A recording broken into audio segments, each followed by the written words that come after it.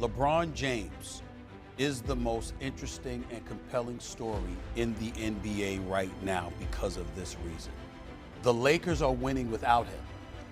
But how LeBron James plays is going to determine, in large part, the success of Austin Reeves moving forward. So can he fit in, fit out? What you gonna do? Stop everything you're doing right now, because what we're witnessing in Los Angeles is either the most beautiful basketball story of the season or the most uncomfortable situation a superstar has ever faced in NBA history.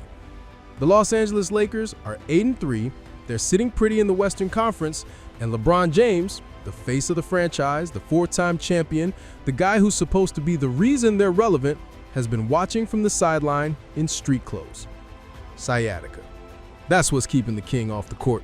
He's missed all 11 games of the 2025-26 season so far, working his way back, practicing with the G League affiliate, getting ready for his eventual return. And here's where it gets wild.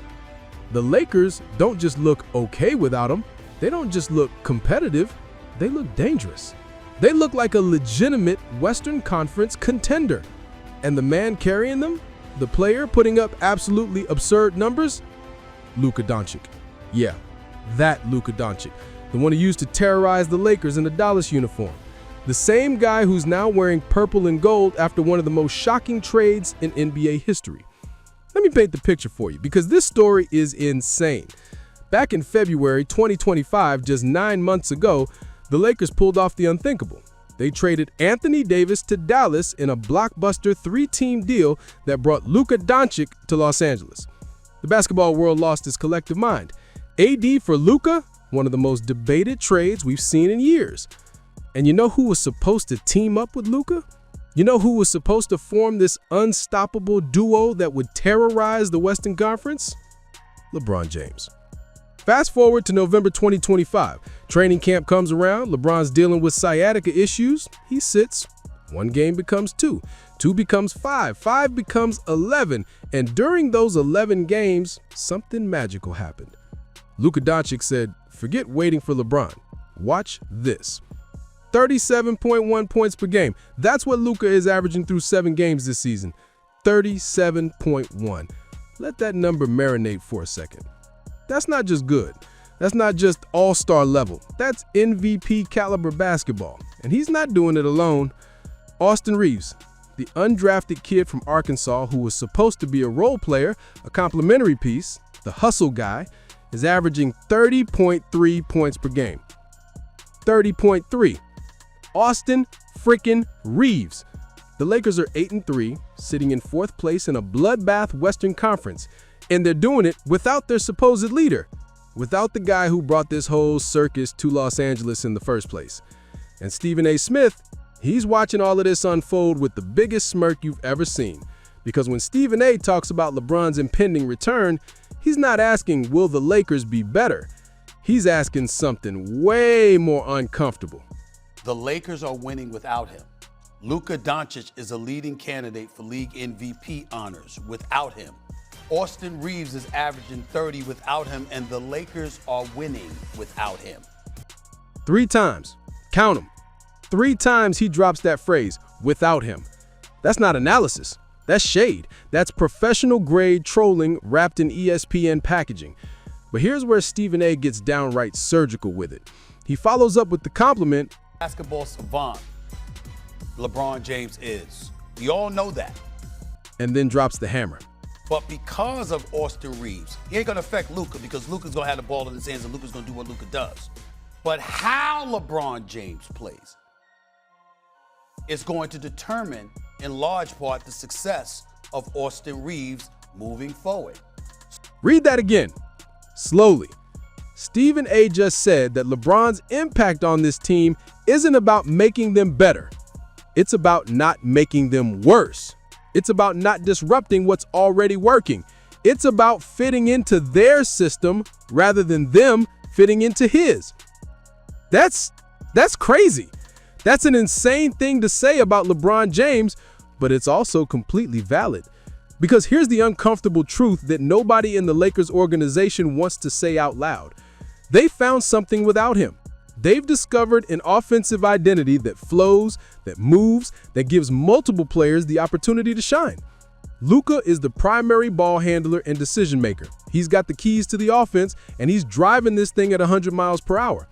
Austin Reeves has become the secondary creator and scorer, a legitimate 30-point threat who's showing he's way more than just a role player.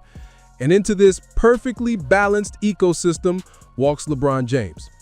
Elephant, meet China shop. The question, the beautiful, dramatic, soap opera question that Stephen A is posing to the entire NBA world is whether LeBron can accept being the third option. Can he embrace being the facilitator? Can he take a back seat and let Luka be the guy? Can he fit in, fit out? What you gonna do? How are you gonna do it?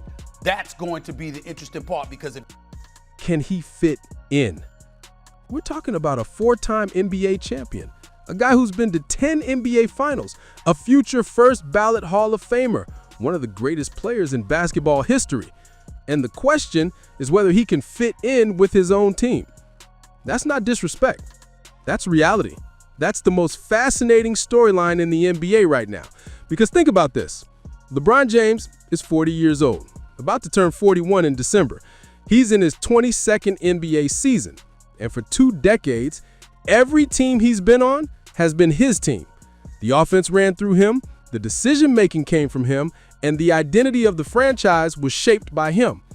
Miami, LeBron's team. Cleveland, LeBron's team. Lakers, LeBron's team. But this Lakers team has evolved into something different during his absence. This is Luka's team now. The offense flows through him, the decision-making comes from him, and it's working. So what happens when LeBron comes back? Does he accept the new hierarchy? Does he embrace being the wise veteran who facilitates and defends and picks his spots? Or does he fall back into old habits? Does he demand the ball? Does he slow down the offense to play at his pace? Does he disrupt the chemistry that's been built? That's the tension. That's the drama. That's why Stephen A's comments hit so different, because he's essentially saying, LeBron, you've got 2 choices. You can fit into what's working and help this team get to the conference finals, or you can try to reclaim your throne and watch this whole thing fall apart. right, the Lakers at the very least could end up in the conference finals against Oklahoma City. That's what we're talking about here. That's how significant LeBron James' return could end up being for the Lakers. If he does it right. Not when, if. That's the key phrase. That's the troll job reaching its peak. Stephen A just laid out the blueprint for success and simultaneously suggested that LeBron might not follow it. And look, let's be real for a second. This isn't about disrespecting LeBron James. The man is a legend. His resume speaks for itself. The fact that we're even having conversations about his impact on a competitive team at 40 years old is a testament to his greatness. But greatness doesn't always age gracefully. Great players don't always accept diminished roles. They don't always recognize when it's time to pass the torch. Tom Brady did it, took less money, accepted being one of the guys, focused on winning. Tim Duncan did it, went from franchise cornerstone to facilitator without complaint. Can LeBron do it? Can the guy who calls himself the king, who has chosen one tattooed across his back, who spent 2 decades as the centerpiece of every team he's played for, can he accept being one of the guys? That's the question that will define the Lakers season. Because right now, they have lightning in a bottle. Luka is playing at an MVP level. Austin Reeves is having a career year. The team chemistry is clicking. The offense is flowing. And LeBron James is about to step back onto the court and either elevate this thing to championship contention or accidentally derail the train that's been chugging along without him. There's only one basketball. There are only so many possessions per game. If LeBron comes back and commands 20 to 25 touches like he has throughout his career, that's 20 to 25 fewer touches for everyone else. Austin Reeves, 30 points per game, that might drop to 18. The offensive flow, that might get bogged down. Or, and this is the beautiful possibility, LeBron could embrace this new role. He could be the connector, the facilitator, the veteran presence who makes winning plays without needing to be the star. He could accept that this is Luka's team now, and his job is to help Luka succeed. If he does that, If he checks his ego at the door and plays within this system, the Lakers could be scary. Luka creating, Reeves scoring, LeBron facilitating and defending and hitting big shots in crunch time. That's a team that could challenge Oklahoma City. That's a team that could make the Western Conference Finals. But it all depends on LeBron. It all depends on whether he can do something he's never really had to do before. Be the second or third option on a championship caliber team. Stephen A. Smith just put that question out there for the entire NBA world to ponder. He did it in the most beautifully subtle, perfectly crafted way possible. He complimented LeBron's basketball IQ while simultaneously questioning whether he has the humility to use it the right way. That's mastery. That's the kind of commentary that makes you rewind the clip 3 times just to make sure you heard what you thought you heard. And now, we wait. We wait for LeBron to return from his sciatica injury. We wait to see which version of him shows up. The ball-dominant, hero ball LeBron who needs the spotlight, or the team-first, facilitating LeBron who's willing to empower the next generation. The Lakers season, and possibly a chunk of LeBron's legacy, hang in the balance. Can LeBron fit in, or will he fit out? Because right now, the Lakers have proven they can win without him. The question is whether they can win with him.